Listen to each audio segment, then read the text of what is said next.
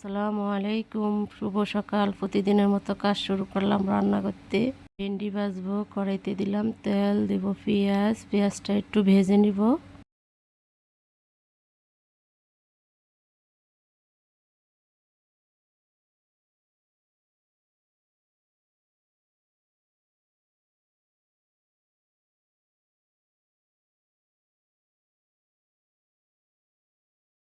পেঁয়াজটা ভাজা হয়ে গেছে, এখন ভেন্ডিগুলো দিয়ে দিব, লবণ দিয়ে দিব, কাঁচামরিচ দিব, দিয়ে ভালোভাবে ভেজে নিব।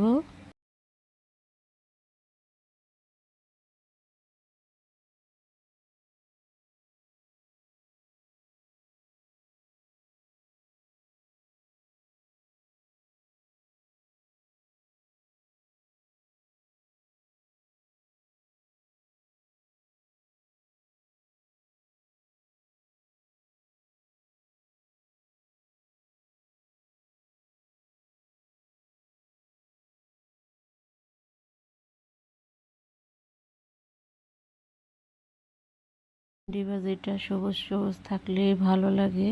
ভেন্ডি ভাজিটা হয়ে গেছে, এখন তুলে নিব। ডিম দিয়ে আলু দিয়ে রান্না করব। কড়াইতে দিলাম তেল, তেলটা গরম হয়ে গেলে একটু লবণ দিব, হলুদ দিব, দিয়ে ডিমটা ভেজে নিব।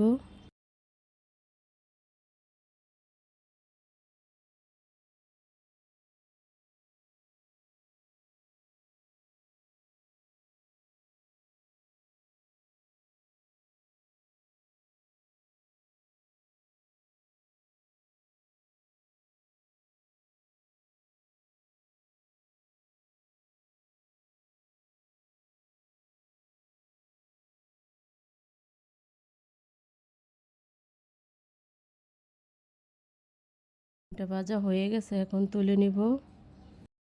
এটা রান্না করার জন্য কড়াইতে দিয়ে দিলাম পেঁয়াজ, পেঁয়াজটা একটু ভেজে নিব।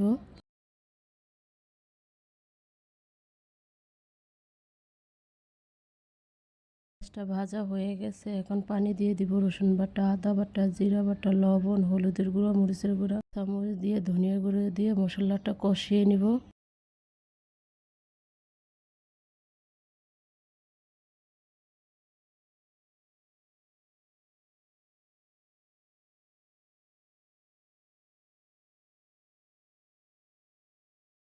মশলাটা কষানো হয়ে গেছে, এখন আলু দিয়ে দিব। মশলার সাথে ভালোভাবে আলুটা কষিয়ে নিব।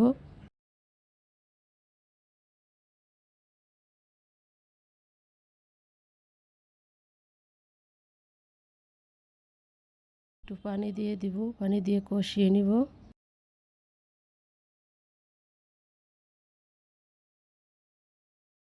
ওটা কষানো হয়ে গেছে, এখন ডিম দিয়ে দিব। ডিম দিয়ে ভালোভাবে কষিয়ে নিব।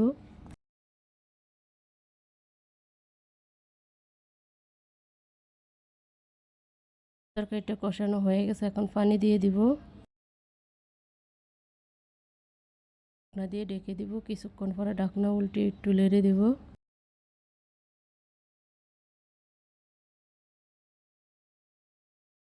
আলুর তরকারিটা হয়ে গেছে, এখন তুলে নিব। চাপা শুটকি দিয়ে, শাক দিয়ে, সিমের বিচি দিয়ে, গুঁড়ো আলু দিয়ে রান্না করব। দিয়ে দিলাম তেল, দিব পেঁয়াজ, পেঁয়াজটা একটু ভেজে নেব।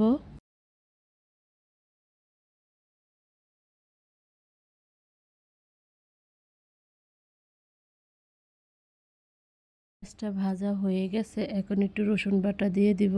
পানি দিয়ে দিব, লবণ, হলুদের গুঁড়া, মরিচের গুঁড়া, কাঁচামরিচ দিয়ে মশলাটা ভালোভাবে কষিয়ে নিব।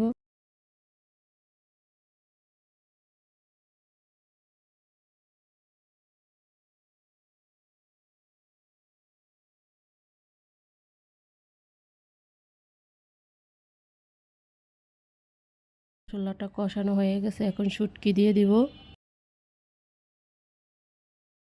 শুটকিটা কষানো হয়ে গেছে, এখন আলু আর সিমের বিচি দিয়ে দিলাম। ঢাকনা দিয়ে ঢেকে দিব। কিছুক্ষণ পরে ঢাকনা উল্টে একটু নেড়ে দেব।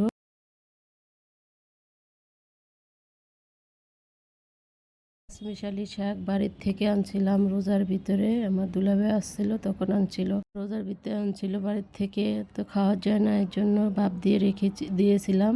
রান্না করতেছি। আজকেও আমি রোজা রয়েছি। শাওয়াল মাসের 6টা রোজা, এই রোজার আজকে 4টা হয়েছে।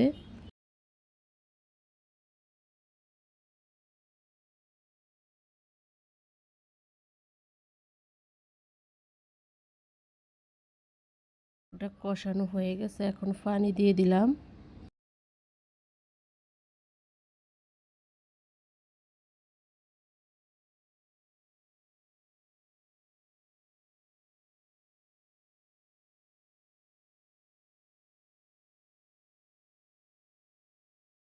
তরকারিটা বলক আসছে।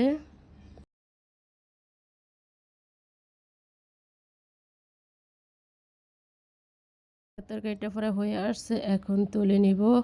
এর মতো রান্নাটা এখানেই শেষ। কালকে একটা নতুন ব্লগ নিয়ে আসবো। আসসালামু আলাইকুম।